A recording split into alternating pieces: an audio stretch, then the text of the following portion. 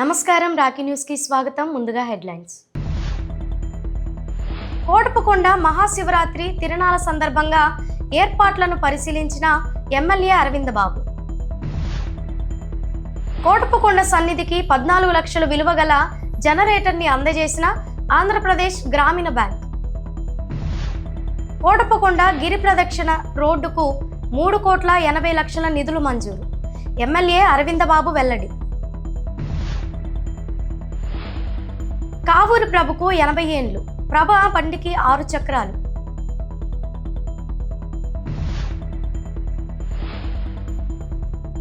త్రుటిలో school bus కి తప్పిన ప్రమాదం నల్లగార్లపాడులో.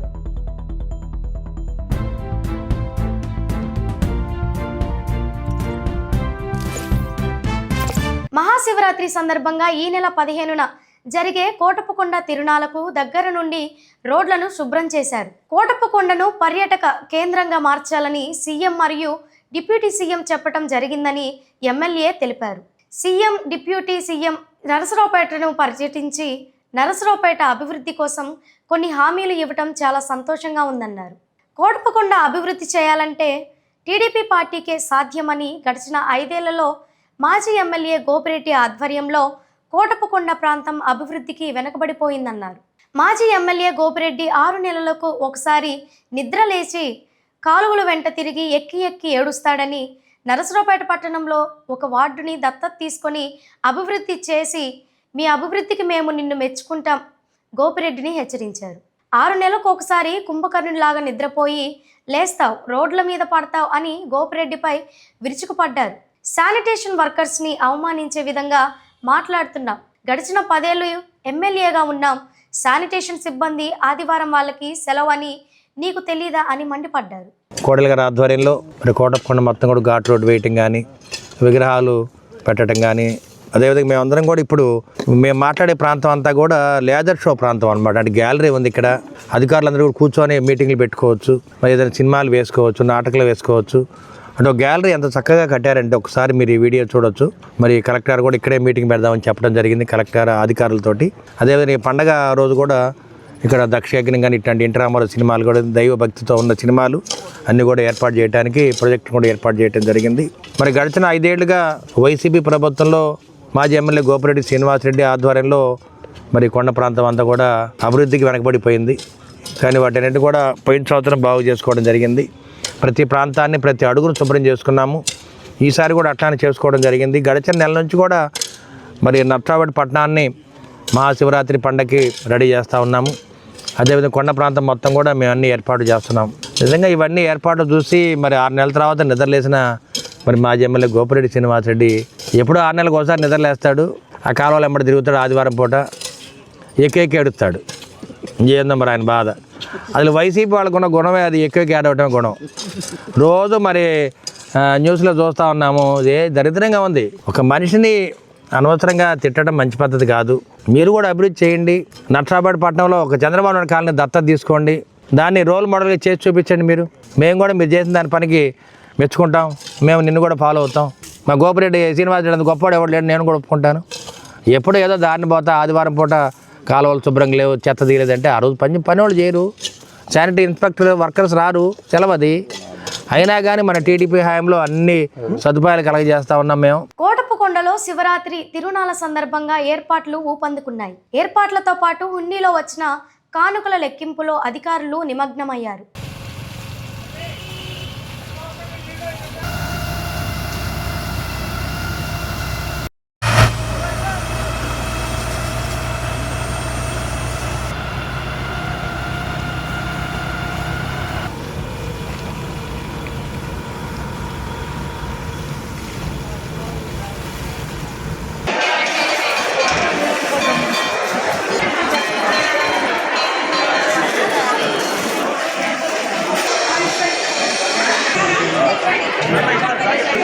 కోటప్పకొండ త్రికోటేశ్వర స్వామి భక్తుల దశాబ్దాల కళ నెరవేరబోతోంది.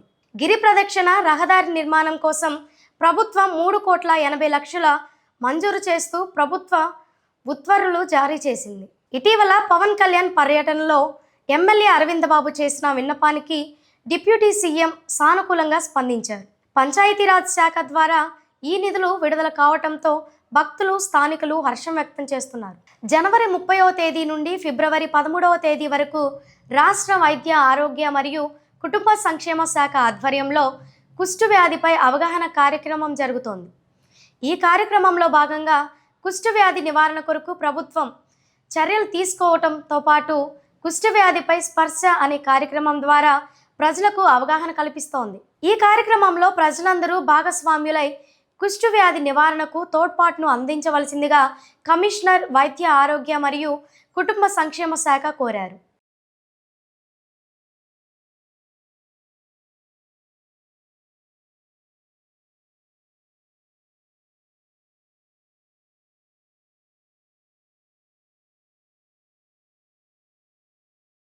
ప్రముఖ శైవ క్షేత్రమైన కోటపుకొండ త్రికోటేశ్వరుని సన్నిధినికి 14 లక్షల విలువ గల జనరేటర్ అందజేసినట్లు ఆంధ్రప్రదేశ్ గ్రామీణ బ్యాంక్ రీజనల్ మేనేజర్ సుభాష్ తన సిబ్బందితో కలిసి వెల్లడించారు. త్రికోటేశ్వర స్వామి ఆశీస్సులు అందరికీ ఉండాలని వారు కోరారు.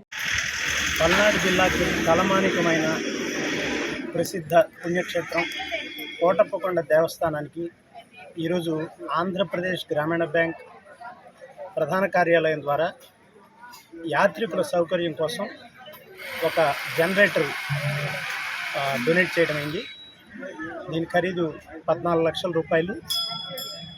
శివరాత్రి రోజు కార్తీక మాసంలోనూ నిత్యం రద్దీ ఉండే సమయాల్లోనూ యాత్రికులకు భక్తులకు అసౌకర్యం కలగకుండా ఉండేందుకు లిఫ్ట్ బాగా పనిచేసేందుకు ఈ జనరేటర్ని ఉపయోగిస్తారు. దేవస్థానం వారు మాకు ఈ అవకాశం ఇచ్చినందుకు అసిస్టెంట్ కమిషనర్ వారికి ధన్యవాదాలు తెలియజేస్తుంది. సుభాష్, రీజనల్ మేనేజర్, ఆంధ్రప్రదేశ్ గ్రామీణ బ్యాంక్, నర్సరావుపేట. రాజుపాలెం మండలం దేవరంపాడు గ్రామంలోని నగరవనంలో జిల్లా అటవీ శాఖ అధికారి జి కృష్ణప్రియ ఆధ్వర్యంలో ఫైర్ పై అవగాహన సదస్సు నిర్వహించడం జరిగింది. వేసవి కాలంలో జరిగే అగ్ని ప్రమాదాల గురించి వివరించడంతో పాటు అడవిలో జరిగే అగ్ని ప్రమాదాలు, వాటి నివారణలో తీసుకోవాల్సిన జాగ్రత్తల గురించి అటవీ శాఖ అధికారి కృష్ణప్రియ తెలియజేశారు. ఈ కార్యక్రమంలో పిడుగురాళ్ల ఫైర్ స్టేషన్ ఆఫీసర్, వారి సిబ్బంది, నరసరావుపేట, మాచర్ల, పిడుగురాళ్ల, వినకొండ అటవీ శాఖ అధికారులు, వారి సిబ్బంది, fire watches station fire officer, వారి సిబ్బంది పాల్గొనడం జరిగింది.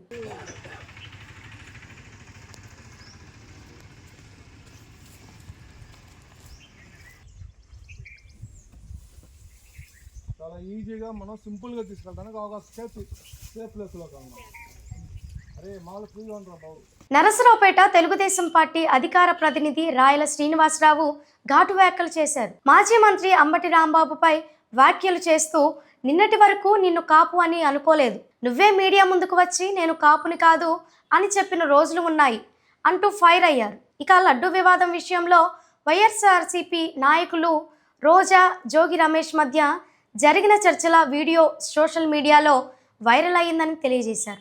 నరసరావుపేట పల్నాడు జిల్లా అధికార ప్రతినిధిగా మేము నరసరావుపేట తెలుగుదేశం పార్టీ నుంచి మాట్లాడుతూ ఉన్నాం.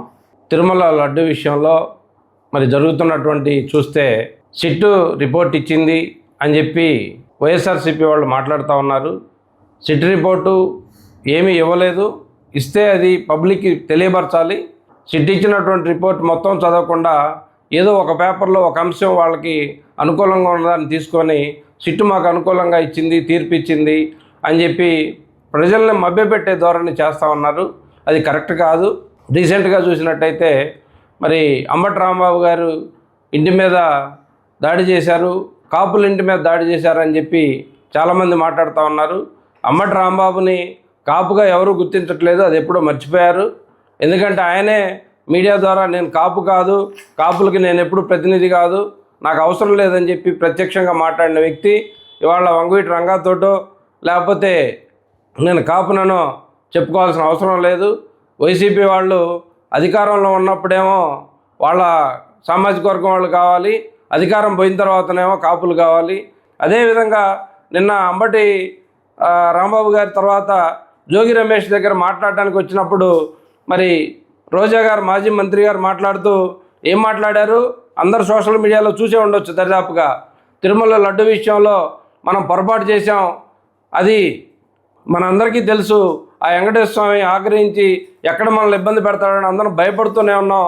కానీ పైకి మాత్రం గంభీరంగా మాట్లాడుతున్నాం అని చెప్పి ప్రత్యక్షంగా దొరికినా కూడా ఇంకా సమర్థించుకుంటూ వాళ్ళు మాట్లాడుతున్నారంటే ఇంతకంటే దారుణమైన పరిస్థితి ఎక్కడా లేదు. నరసరావుపేట ఆచార్య నాగార్జున విశ్వవిద్యాలయం అనుబంధ ప్రైవేట్ డిగ్రీ కళాశాల నిర్వహణ సంఘం అసోసియేషన్ పరిధిలోని డిగ్రీ కళాశాలలు గత కొన్ని సంవత్సరాలుగా తీవ్రమైన ఆర్థిక ఇబ్బందులను ఎదుర్కొంటున్నాయి. ఒక్కో కళాశాలలో సగటున 25 మంది నుండి 100 మందికి పైగా అధ్యాపకులు మరియు బోధనేతర సిబ్బంది విధులు నిర్వహిస్తున్నారు. వారి కుటుంబాలు కూడా ఈ సంస్థలపై పూర్తిగా ఆధారపడి ఉన్నాయి అని తెలిపారు. గత ప్రభుత్వ కాలంలో ఫీజుల తగ్గింపు కారణంగా మరియు 2023-2024 సంవత్సరానికి సంబంధించి 3 ఇన్స్టాల్మెంట్స్ పెండింగ్ కారణంగా ప్రైవేట్ డిగ్రీ కళాశాలలు ఆర్థికంగా తీవ్ర నష్టాన్ని చవిచూశాయి. ప్రస్తుత కూటమి ప్రభుత్వం అధికారంలోకి వచ్చిన తరువాత 2024-2025 మరియు 2025-2026 విద్యా సంవత్సరాలకు సంబంధించి కేవలం సగం ఇన్స్టాల్మెంట్లు మాత్రమే ఫీజు రియంబర్స్మెంట్ రూపంలో విడుదలయ్యాయి. ఇంకా మిగిలిన 6.5 ఇన్స్టాల్మెంట్స్ విడుదల కాకపోవటం వలన అనేక కళాశాలలు తీవ్ర ఆర్థిక సంక్షోభంలో కూరుకుపోయాయని తెలిపారు. రాష్ట్రంలో ప్రైవేటు డిగ్రీ కళాశాలల మనుగడ చాలా ప్రశ్నార్థకరంగా మారింది. కారణం ఏమిటంటే గవర్నమెంట్ నిర్దేశించిన 20 లక్షలు ఉద్యోగ కల్పనలో మేము కూడా భాగస్వాములయ్యి విద్యార్థుల్ని తీర్చిదిద్దుతూ ఉన్నాము. ఎంతో క్వాలిఫైడ్ స్టాఫ్ని పెట్టి వాళ్ళకి విద్యాబోధన చేస్తూ ఉన్నాము. కానీ దాదాపు 2.5 సంవత్సరాల నుండి ఫీజు రియంబర్స్మెంట్ బకాయిలు చాలా పేరుకొని ఉన్నాయి. కాలేజీలో నడపడం అనేది, స్టాఫ్ శాలరీస్ పే చేయడం అనేది చాలా కష్టంగా ఉన్నా కూడా గవర్నమెంటు లక్ష్య సాధనలో భాగంగా మా వంతు కృషి మేము చేస్తూ ఉన్నాము. కాబట్టి కళాశాల యాజమాన్యాల యొక్క బాధను గమనించి వెంటనే విద్యాశాఖ మంత్రులు లోకేష్ గారు, అదే సీఎం చంద్రబాబు గారు, డిప్యూటీ సీఎం పవన్ కళ్యాణ్ గారు మా బాధలను గమనించి ఈ సమస్యకు త్వరలో పరిష్కారం చూపగలరని ఆశిస్తున్నాను. డిగ్రీ కాలేజీల అసోసియేషన్ రాష్ట్ర స్థాయిలో మా యొక్క ఫీజు రియంబర్స్మెంట్ గురించి మా యొక్క గౌరవనీయులైన ఎమ్మెల్యేల గారికి అలాగే కలెక్టర్ల గారికి కూడా మా యొక్క ఫీజు రియంబర్స్మెంట్ విడుదలవ్వకపోవడం వల్ల కలిగే బాధల గురించి గవర్నమెంట్కి మా ప్రియతమ నాయకైన లోకేష్ బాబు గారికి కూడా తెలియజేశాము. వారు కూడా స్పందిస్తానన్నారు. కానీ ఇప్పుడున్న పరిస్థితుల్లో 7-8 నెలల నుంచి కూడా మాకు ఎటువంటి కూడా అమౌంట్ రాకపోవడం కూడా మేమందరం కూడా కాలేజీలు నడపాలంటే చాలా ఇబ్బందికర పరిస్థితుల్లో ఉన్నాము. ఇప్పుడు కూడా మాకు అందినంత చోట, మాకు అవకాశాలు ఉన్న చోట కూడా మేము ఎన్నో అప్పులు చేసి ఎంతో తలభారంగా కాలేజీలు నడపబడుతున్నాము. గవర్నమెంట్కి కూడా విద్యార్థులకు ఎన్నో చేయాలని ఉంది. కానీ ఈ ఫీజు రియంబర్స్మెంట్ అనేది మా కాలేజీ ప్రిన్సిపాల్ అకౌంట్ వేసి పిల్లడు బాగా చదువుకోవాలని సద్వినియోగంతో గవర్నమెంట్ ఈ పథకాన్ని తీసుకొచ్చింది. దీన్ని కూడా మేమందరం కూడా స్వాగతించాము, చాలా హర్షించాము. దీనికోసమే రేపు అసెంబ్లీలో అందరికీ కూడా ప్రస్తావిస్తారని మా ప్రియతం ఎమ్మెల్యే చంద్రబాబు అరవింద్ బాబు గారికి అలాగే కలెక్టర్ గారికి అందరికీ కూడా రాష్ట్ర వ్యాప్తంగా ఎమ్మెల్యేలకు కూడా మా యొక్క వినతి పత్రాలు అందజేయడం జరిగింది. ప్రముఖ శైవ క్షేత్రమైన కోటప్పకొండకు ముస్తాబవుతున్న ఎలక్ట్రిక్ ప్రభలు. చిలకలూరుపేట మండలం కావూరి ప్రభకు 80 సంవత్సరాలు నిండిన సందర్భంగా ఏ దేశంలో ఉన్నా, ఏ రాష్ట్రంలో ఉన్నా గ్రామానికి అందరూ వచ్చి కులమతాలకు అతీతంగా జరుపుకునే పెద్ద గ్రామ పండుగ మహాశివరాత్రి అని గ్రామస్తులు తెలిపారు. అదేవిధంగా పురుషోత్తమ పట్టణంలో 12 ప్రభులు కోటప్పకొండ త్రికోటేశ్వరుని సన్నిధికి సిద్ధమవుతున్నాయి. ఎంతో ఘనంగా, ఎంతో వ్యయ ప్రయాసలతో కూడిన ప్రభులు గ్రామ ఆచారంగా భక్తి శ్రద్ధలతో కోటప్పకొండకు తరలి రావటం తాత ముత్తాతల నుండి ఆనవాయితీగా వస్తున్నట్లు గ్రామస్తులు తెలిపారు.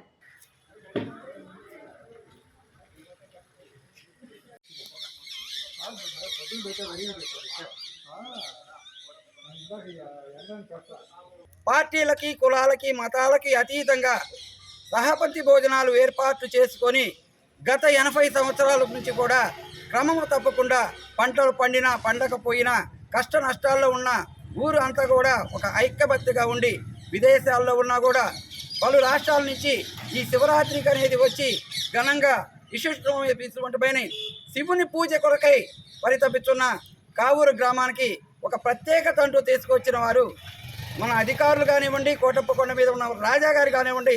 అప్పట్లోనే మా ఊరి గ్రామానికి 2 ఎకరాల పొలంని మా ప్రభుని నిలుపుకోవడానికి ఆ రోజు పొలం కేటాయించున్నారు. ఇప్పటికి కూడా కోటప్పకొండ దిగువ భాగాన వినాయకుడు స్వామి గుడి పక్కన 50 సంవత్సరాలు పూర్తయిన సందర్భంగా శిలాశాసనమును కూడా ఏర్పరచుకొని ఉన్నాము. మాది చిలకలూరిపేట మండలం కావూరు గ్రామం అండి. నా పేరు ఉడతా శ్రీనివాసరావు. మహాశివరాత్రి పర్వదినాన కావూరు గ్రామం నుంచి మా ముత్తాతల తాతల కాలం నుండి కూడా, అంటే ఎప్పుడు ప్రభ మొదలుపెట్టారో మాకైతే తెలియదు.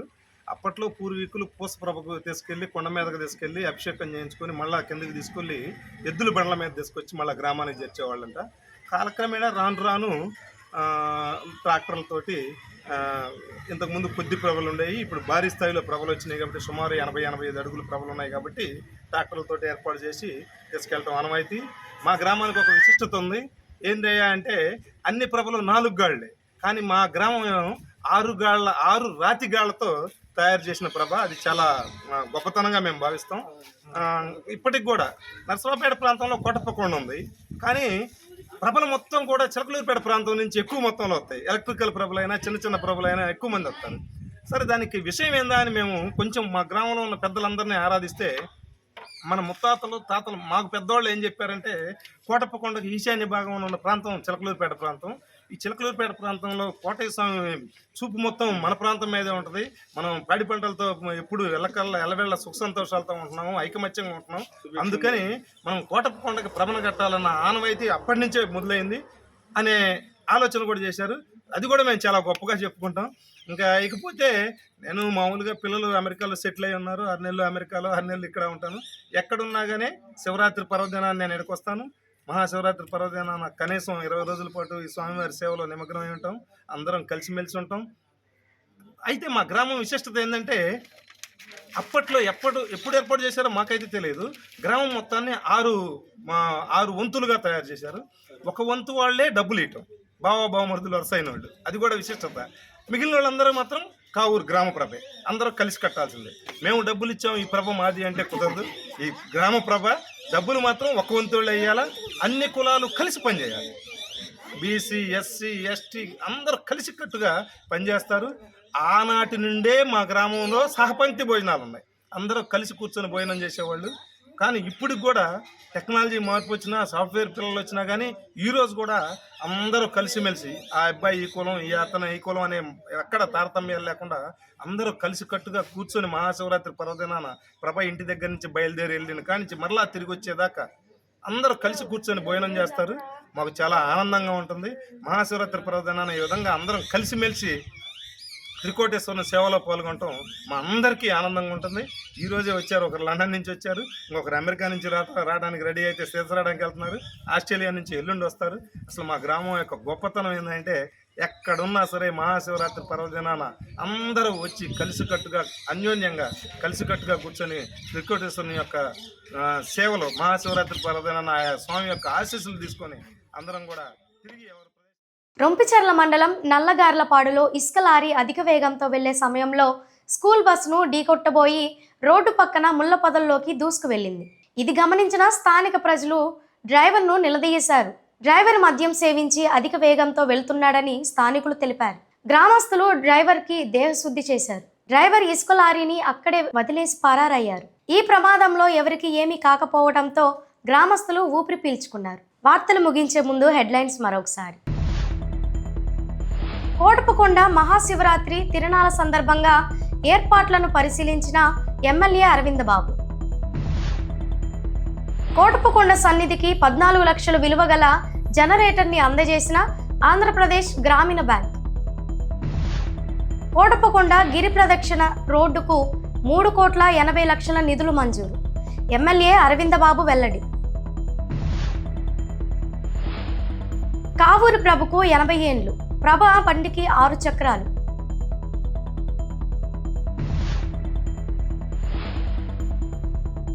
త్రుటిలో స్కూల్ బస్కి తప్పిన ప్రమాదం నల్లగార్లపాడులో. వార్తలు ఇంతటితో సమాప్తం. మరో బులెటిన్లో మళ్ళీ కలుద్దాం. అంతవరకు సెలవు. నమస్కారం.